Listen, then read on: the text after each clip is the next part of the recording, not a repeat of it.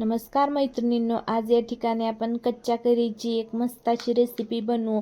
यासाठी कच्ची कैरी आहे ती आपल्याला स्वच्छ धुवायची आहे आणि नंतर त्याचा किस काढायचा आहे। हवं तर तुम्ही कट पण करू शकता।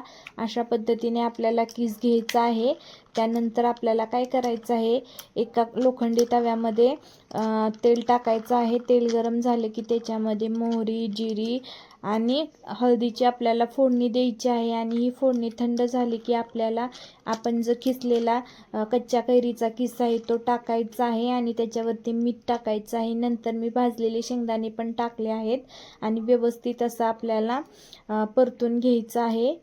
खूप छान ही आपली चटणी तयार आहे। तुम्ही भातासोबत किंवा दुपारच्या जेवणासोबत, भाकरीसोबत, चपातीसोबत खाऊ शकता।